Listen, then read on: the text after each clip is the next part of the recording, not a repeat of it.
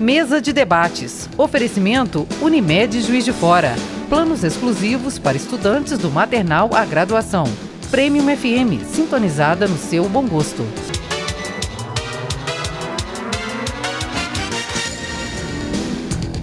Olá, hoje é segunda-feira, dia 10 de dezembro, está começando mais uma mesa de debates aqui pela TVE Juiz de Fora. Começamos também mais uma semana, então eu já agradeço a você que está ligadinho com a gente. O nosso programa é feito para você. Também te faço um convite para a gente ficar junto hoje até meio-dia. Hoje a gente vai conversar sobre os cuidados com as pragas urbanas e vamos falar também sobre a campanha de Natal da Fundação Maria Mãe. Agora eu apresento para vocês os debatedores do nosso programa de hoje. Bom dia, Neuza, tudo bem? Bom dia, querido. Tudo bem. O assunto hoje é importante, viu? Sim. Nossa, a gente tem que ter cuidado. São certos cuidados que a gente passa despercebido, assim, mas importantíssimo em casa. E a gente estava conversando aqui no intervalo, antes de começar o programa, a quantidade de informação, né, que se pode levar num programa desse, que dá para você conversar sobre o assunto, é muito útil. Presta atenção que vale a pena. Bom dia, você que está em casa. Bom dia, Zé Lu, meu querido companheiro. Bom dia. Bom dia, querido. Obrigado. Bom dia, nossos convidados. E vamos, então, às informações, né? Isso aí. Se for necessário, já pega aí o seu caderninho, Mas é mesmo. a caneta para anotar todas as dicas. Bom dia, Zé, tudo bem? Tudo bem?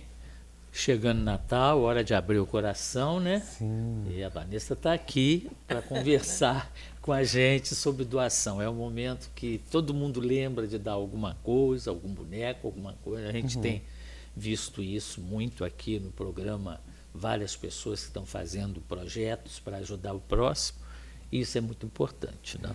E a campanha da Fundação, ela traz um foco em um outro utensílio mais necessário, às vezes, né, para essa população de situação de rua, que é o chinelo. Isso.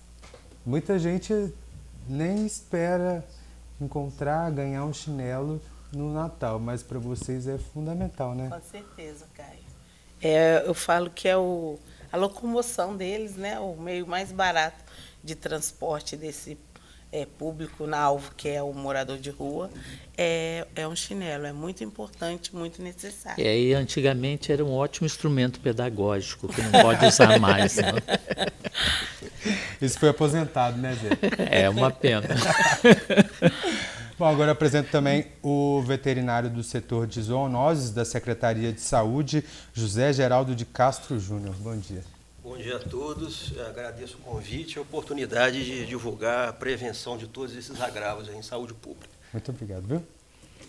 O período das chuvas é ideal para o aparecimento das chamadas pragas urbanas. Só nos 4 primeiros dias de dezembro, o setor de zoonoses aqui de Juiz de Fora recebeu 8 chamadas para orientações sobre caramujos e 32 para escorpiões.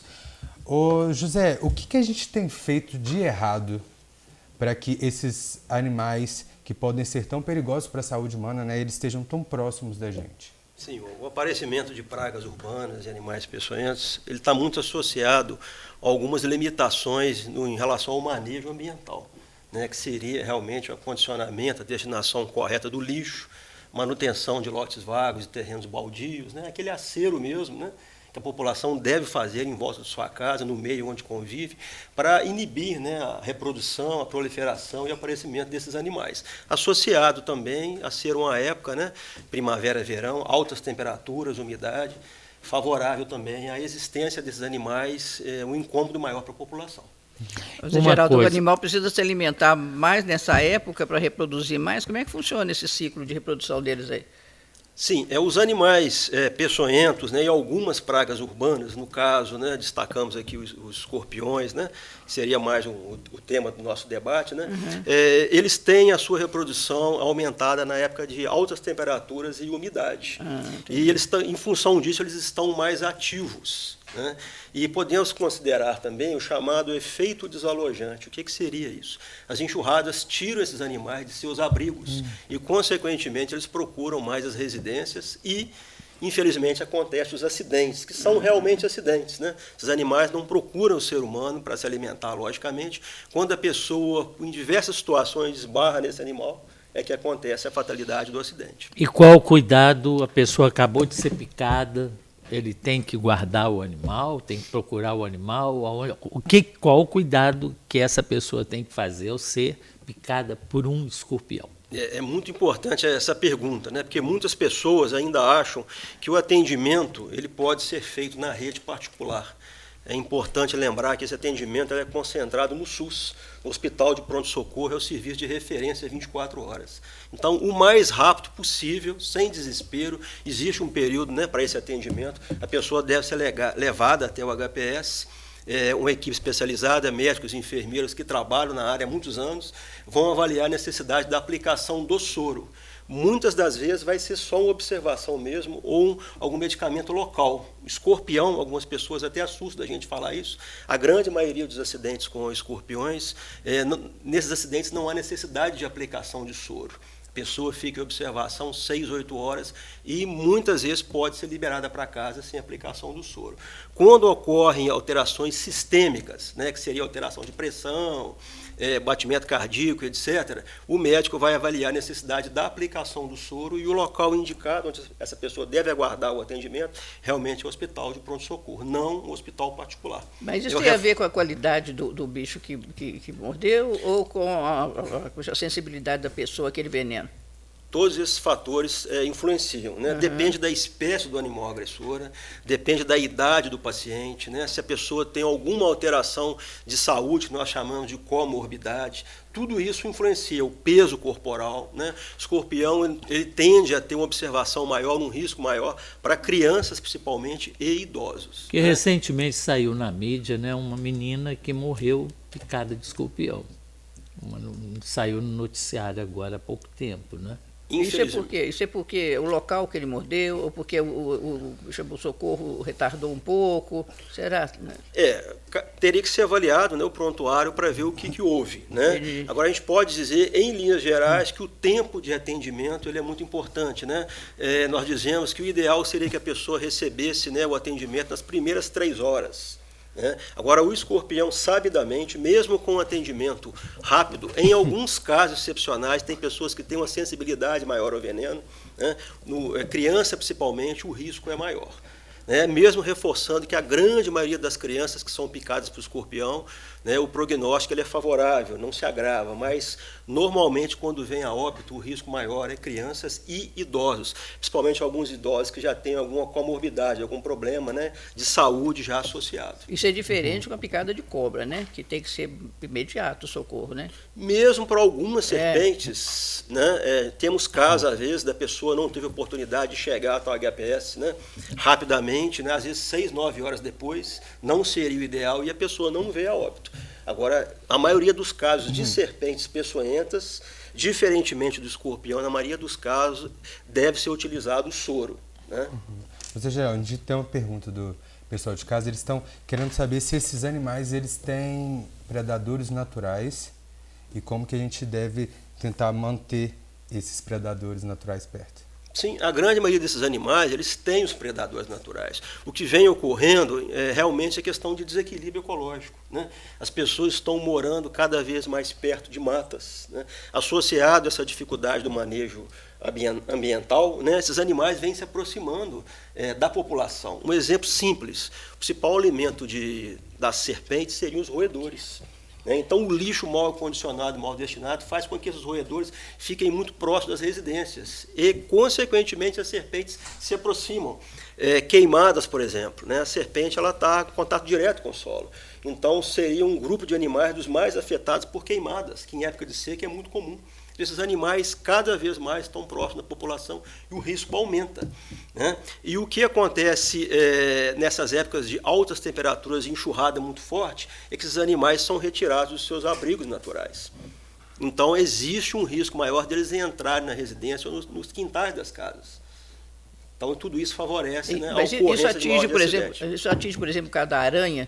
A aranha não vem na enxurrada, vem? Mas a aranha, quando chove muito nas matas, né, algumas se sentem, né, tiradas do local, elas saem do local e chegam mais nas residências. Né? Existe uma série de medidas que a população pode fazer, né, além de bloqueios de obstáculo, né, colocação de vedação nos ralos, no caso de escorpião, que é muito mais urbano do que rural. Né? Colocação de telas em janelas que previnem escorpiões, aranhas. Né? Nós chamamos de vedas soleiras, que seria um dispositivo de alumínio, tipo um rodo mesmo, colocado embaixo da porta, que veda a entrada desses animais. Então, o ser humano, que é o racional, ele tem várias maneiras de prevenir o acidente com o animal peçonhento. Né? Esses animais eles são muito mais vítimas do que vilões, né? Porque eles estão tendo seus ambientes desmatados, invadidos, queimadas e dentro de outros fatores. A população está morando muito próximo, né, com os condomínios muito próximos das matas e, infelizmente, o encontro, né, acaba em algumas situações sendo inevitável. Eu queria fazer uma pergunta. No caso de animais que a gente vê constantemente, pombo e rato, também traz algum risco assim para a saúde? Sim, esses animais são chamados de animais sinantrópicos, né, que seria o termo dos animais que vivem em função do lixo e do abrigo que o ser humano gera. Esses animais são altamente contaminados. Os roedores seriam um grupo de animais que estão envolvidos como hospedeiros de reservatórios de doenças, né? Os pombos, a gente destaca principalmente o risco de fezes de pombo. Qualquer animal, né, ele pode transmitir doença para o ser humano, que são as chamadas zoonoses, através de fezes, urina e de suas secreções. Principalmente no caso dos pombos, as fezes em locais fechados, né, em suspensão no ar, a penetração através de mucosa de olho, nariz, boca. Então fica a recomendação, a pessoa entrou em um local, né, muito tempo desabitada, existe o risco de ter praga urbana habitando naquele local. Primeiramente, né, abrir todas as janelas, fazer a desinfecção, molhar o local antes de varrer, porque essas fezes, né, em suspensão no ar, ela pode penetrar em mucosas e transmitir uma série de zoonoses, né? São doenças comuns entre os homens e os animais. Ô Zé, a questão dos inseticidas, vocês aconselham as pessoas a usarem e se eles podem ser também prejudiciais, já que você está falando dessa questão da suspensão, de respirar pelos humanos? Nós temos um trabalho de aplicação de inseticidas com muito critério, né? Porque tem a questão também do meio ambiente, né? A gente faz realmente em locais alvos a aplicação de inseticidas, sempre em via pública. E não recomendamos à população, né, que não é o profissional, a aplicar inseticidas, né, porque eles fazem mal tanto para né, o público-alvo, no caso, aí, os aracnídeos, os insetos, como também ele pode prejudicar a saúde do ser humano. Então a equipe tem que trabalhar com máscara, com a roupa própria, né, deve proceder um banho logo à aplicação do produto. É realmente questão profissional mesmo. Nós não recomendamos à população a se atrever, né, a utilizar inseticida sem essa precaução. Principalmente quem não tem assim, uma instrução, né, e o EPI que nós chamamos, que são os equipamentos de proteção individual, né, uma bota, um chapéu, Mas uma roupa fazer isso apropriada. no prédio, no edifício, uma vez por ano, isso é recomendável? É recomendado, mas que seja feito por uma equipe especializada, né, por uma firma especializada nesse tipo de trabalho. Peraí. Então, que tipo de inseticida? Esse que vende no supermercado, que diz que a gente sai procurando mosquito da dengue? À noite é o tem que pernilongo. vestir tudo? Como é que é? Vamos responder isso daqui a pouquinho? Pois não. Break. Vou deixar você aí de casa na curiosidade, a gente já vai descobrir essa resposta agora, durante o intervalo, né? A gente vai para o primeiro intervalo do nosso programa de hoje e já voltamos com a mesa de debates aqui pela TVE.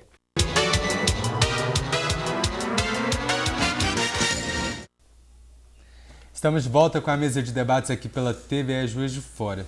A gente quer saber se aquele inseticida que vende no mercado... Isso, porque antigamente tinha uma propaganda, né? Na sua casa tem barata, não vou lá. Na sua casa tem mosquito, não. Peço licença para mandar no meu lugar, né?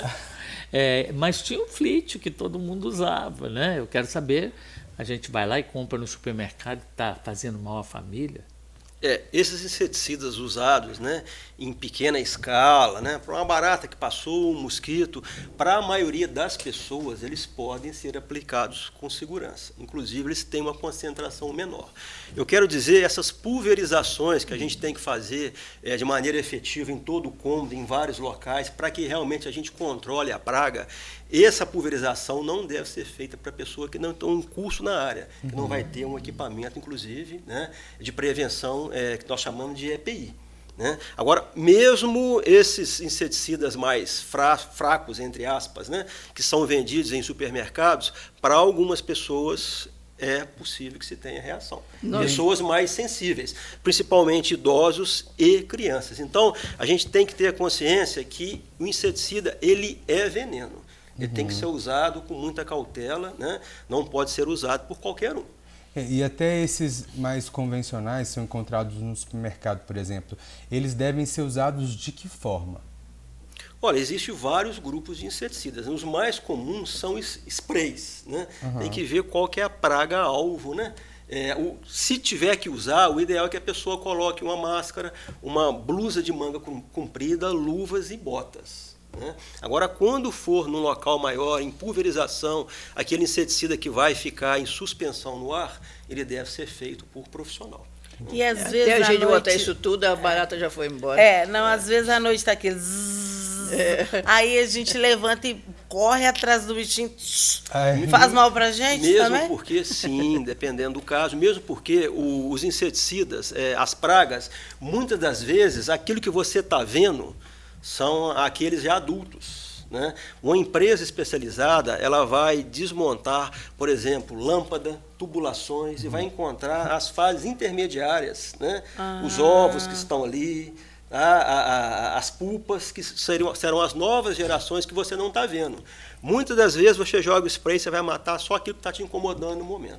A empresa especializada, ela vai percorrer toda a sua residência ou empresa, né, e vai procurar o local onde essas pragas estão sendo geradas. Que um hoje, trabalho especializado. Hoje o YouTube tem uma área especializada para remédios caseiros, né? Você bate a naftalina com detergente ou com água, etc. e tal, e depois aspira todo, etc. e tal. Tem a outra lá de bicarbonato com açúcar que deixa para a barata comer, você prepara essas coisas todas.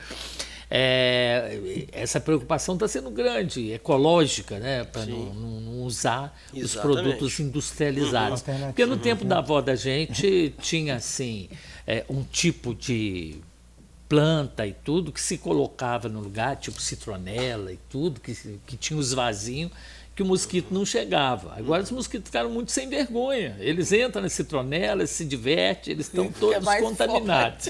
Como é que fica você, que é profissional do caso? Sim. Essa sabedoria popular vale alguma coisa? Não, sim, tem muitos produtos biológicos, vamos dizer assim, que funcionam, né? Agora, depende do nível de infestação. Quando a infestação está muito alta, você tem que ver se você quer repelir ou se você quer eliminar.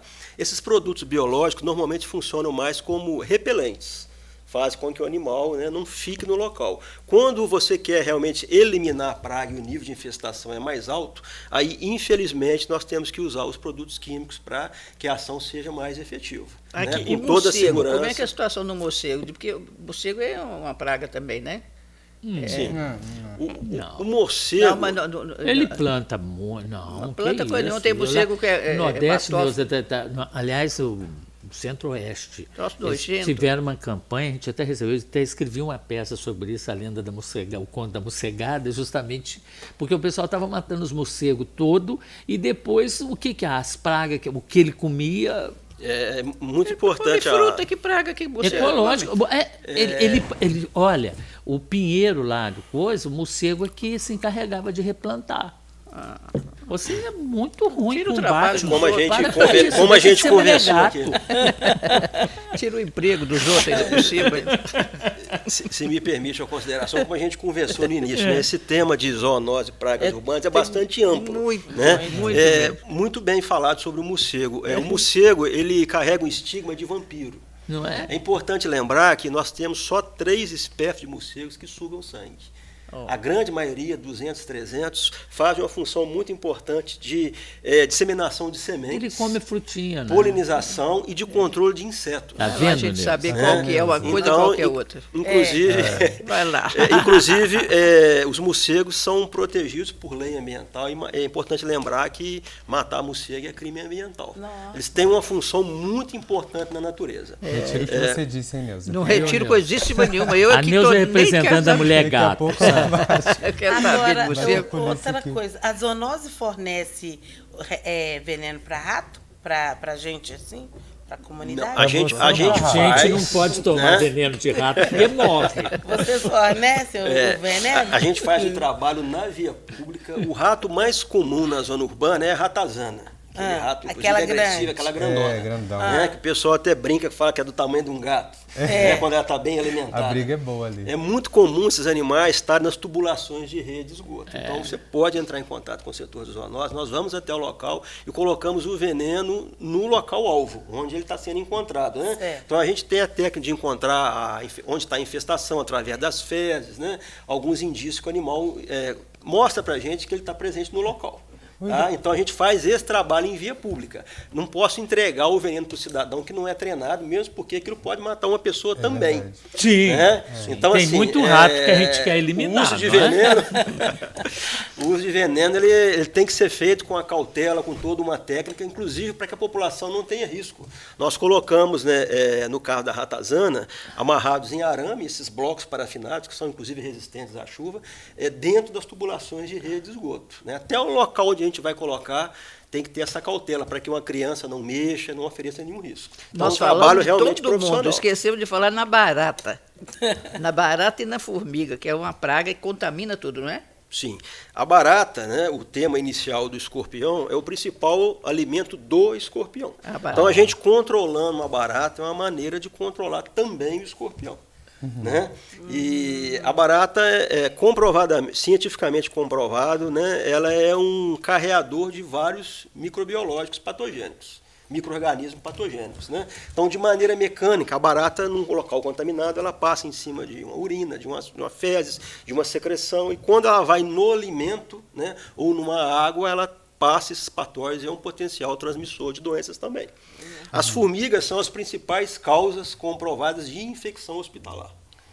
Né? Então, assim, dentro de um hospital tem que se ter um controle rigoroso de formiga, porque comprovadamente ela pode carrear mecanicamente ali nas patinhas, né, algumas partes do corpo, ela pode carrear, ela vai no local sujo, vamos dizer assim, para um local limpo e leva a contaminação. E dentro da casa da gente?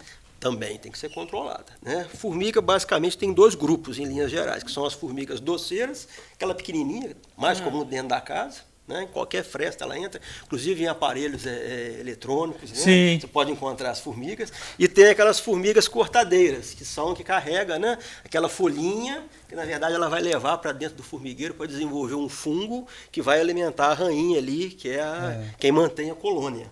Então, você está falando o tempo todo da necessidade de procurar um profissional. Eu acho que você está representando tão bem, porque tem tanta informação, tanto conhecimento. E caso a pessoa ela tenha algum contato com algum desses bichos, está passando por alguma dessas situações, tem algum telefone que pode ligar para pedir ajuda de com a barata? Sim, nós fazemos perfeitamente. Nós fazemos um trabalho de controle dessas pragas em via pública. Né? Pode entrar em contato através do telefone 3690-7030, né? Que nós vamos atender o local, inclusive orientamos a população. Né? Porque não adianta só jogar o veneno. É importante a gente deixar claro que o veneno não é a solução para a praga urbana. O veneno é um paliativo. Seria, né, a hora que a situação já perdeu o controle, a gente tem que reduzir, né, a população da praga-alvo, no caso, e evitar o risco de transmissão de doenças. E né? como é que a pessoa deve agir? Porque esse momento agora está o horário das baratas aparecer. Tem umas baratinhas pequenininhas que estão assolando o país, né? Sim. Como é que vai fazer isso? A barata, a menorzinha, né, aquela barata que chamam de francesinha, ela é muito mais de cozinha. Coisa chique. É muito chique. É muito conhecida como... Parece uma francesinha. E essa barata de esgoto, que é aquela que voa, que entra na residência de casa... Né? Uma é mais do extra-domicílio, a francesinha é mais do intra-domicílio. A francesinha, o controle dela é mais complicado que a barata de esgoto. A francesinha, realmente uma firma especializada deve, por exemplo, nesse caso aqui, se tivesse uma infestação de barata, todas essas luminárias deveriam ser desmontadas para a gente procurar, entre aspas, os ninhos delas. A fiação toda, inclusive subterrânea, as tubulações, deveriam ser vistoriadas. Não é um controle tão simples. Tá? A gente tem algumas maneiras que nós podemos evitar a entrada desses animais nas residências. Como, por exemplo, colocação de telas em todos os ralos. É muito comum elas estarem em rede de esgoto. E essas telas previnem também a entrada dos escorpiões. A veda soleira, que nós falamos inicialmente, né, que elas passam por baixo das portas. E em locais com infestações muito altas, até a colocação de telas em janelas. né, que Mas são as chamadas acontece barreiras também mecânicas. que antigamente você tinha o tijolo maciço. Hoje o tijolo é construído cheio de furo. E elas acham um lugar, ela é igual água, né? Ela chega na laje, ela acha um buraco. Como é que fica essas francesinhas? A gente manda lá para os coletes amarelos acabar com elas? Realmente tem que ser um profissional especializado para procurar esses ninhos. Né? Inclusive, por exemplo, exemplificando, né, uma indústria de alimentos, né, ela tem que passar por um controle de pragas urbanas periódico, que é um local onde tem uma oferta de alimento muito grande. Né? Inclusive a nossa cozinha doméstica, o ideal é que quando esses animais estão infestando, que realmente se chame um profissional especializado para procurar esses animais. Né? Não pode ser só o Zé Bombinha, uma brincadeira que a gente faz, uma pessoa que não tem, que simplesmente vai jogar um inseticida, né, naquilo que você está vendo. Os animais desenvolveram vários mecanismos de reprodução, então eles ficam dentro de frestas. Então, o profissional tem que realmente procurar esses animais em seus abrigos e evitar que novas gerações elas surjam. Tá? E você tem alguma dica para lidar com o desespero quando a barata voa? É um pouco complicado, principalmente mulher, né? Costuma até pular na frente do carro. Só mulher. Tem mais muito medo valente ainda, né? que corre de barata. Realmente, muitas pessoas perde têm o comportamento, aranhas, a postura, né? Quando fala um rato, uma barata, aí todo mundo chapava. Verdade. Por Melhor que evitar gente? mesmo. Pois por que isso é tão latente, né? Não é? Eu acho que, sei lá, a nossa defesa já natural, né? Que nos alerta que aquilo ali é terrível. Porque a gente tem uma proporção muito maior, né? Se você olhar uma barata desse tamanho, o caos que ela pode causar. Né? Tem uma aranha... Tá vendo? Olha só que coisa interessante de aranha. Tem uma aranha caranguejeira, por exemplo, que as pessoas ficam realmente com um grande pânico. Não sei se você já viu. Ela, na parede, ela é mais ou menos o tamanho de uma mão aberta mesmo. Né? Quem cresceu na roça já viu muito disso. E é importante lembrar que essa aranha, ela não é peçonhenta. Né? Então a gente até... É uma frase clássica, né, que os melhores perfumes estão nos menores frascos. Né? Em relação a animais peçonhentos, a gente diz que os piores venenos também. Né? A aranha que tem um risco maior de saúde pública aqui na nossa região seria a aranha marrom, que ela é pequenininha. A aranha caranguejeira, por exemplo, né, que causa, né, um medo muito grande, ela não é peçonhenta. Ela tem apenas uns peluzinhos rusticantes ali no abdômen dela que ela pode lançar e causar uma dermatite. E essas domésticas que tem, a gente vê aquelas aranhas com a perna comprida. A grande maioria das aranhas não são peçonhentas. Né? É assim, uma dica assim, clássica, a maioria das aranhas que fazem teia, elas não são peçonhentas. A teia realmente é um mecanismo, né, do inseto agarrar a aranha e até o local ingerir. As aranhas peçonhentas, elas utilizam o veneno para matar a presa. Então, elas não precisam de construir teias. Né? Então, seria, dentro do grande número de espécies e as que existem, marronzinhas, né, que são? O nome popular dela é aranha marrom. Não é assim. Tem várias outras aranhas marrons que não são peçonhentas, mas o nome popular dela é aranha marrom. É uma aranha que pode causar necrose, né? Pode causar insuficiência renal, hemólise, uma série de alterações sistêmicas, sim, que podem levar até a óbito. São aranhas bem pequenininhas. Igual a gente estava falando no início desse cuidado que às vezes a gente tem mais urgente, igual com a picada de um escorpião, por exemplo. Só que os caramujos também eles podem causar danos para a saúde, né? Que vai acontecer de uma forma mais gradativa, que quando a pessoa vê já pode estar infectada e doente. Exatamente. Esse caramujo, né, que a população tem ligado muito recentemente lá para o setor de zoonose, é o caramujo africano. Né? A gente estava comentando inicialmente, ele foi trazido para o Brasil na década de 80 para substituir comercialmente o escargot. Ele não foi aceito comercialmente, né, e as pessoas soltaram na natureza. Mas ele tem grande capacidade de reprodução. Mas esclarece o negócio. Se ele foi trazido para ser alimento, como é que ele agora pode fazer mal à saúde? É porque ele sempre fez, né? Ele nos países de origem, né, no caso alimento, passaria por um processo térmico, né, altas temperaturas e outros métodos de eliminar esse agente. Né? Então, em países originários, né, culturalmente, né, eles eram utilizados como alimentos. Assim, e realmente, como o escargot é muito caro, né, infelizmente ele não foi aceito comercialmente. Então as pessoas que já trouxeram de maneira clandestina soltaram esses animais na natureza. Eles estão envolvidos com dois vermes que podem causar zoonose no ser humano. né, os vermes, um palavrão aí chama angiostrôngilos, eles podem causar, né, tem vários palavrões aqui, né? A gente evita muito de falar nome, né, científico, né, desses Mas bichinhos falar, aí, né? hoje esse problema é nacional, todo mundo reclama. Sim, Veio assim de um pouquinho que não deu certo, soltou ali, já alastrou desse jeito. No Brasil inteiro. E como ele tem uma capacidade de reprodução muito maior do que o caramujo nativo, né? Então ele foi se alastrando, né? E infelizmente a gente tem encontrado aqui em Juiz de Fora esses animais muito próximos de locais de ratazanas, né? Como é um molusco, ele fica muito no local úmido, rede de esgoto, né? E como matar esses bichos? Tem gente que fala que usar sal, jogar sal no bicho mataria ele, isso é verdade? O sal mata por desidratação, né? O sal também mataria. Pô, mas a gente evita a evita quantidade de sal isso, que... pela grande quantidade desses animais que está sendo encontrada, pela capacidade de reprodução, né, grande deles, né?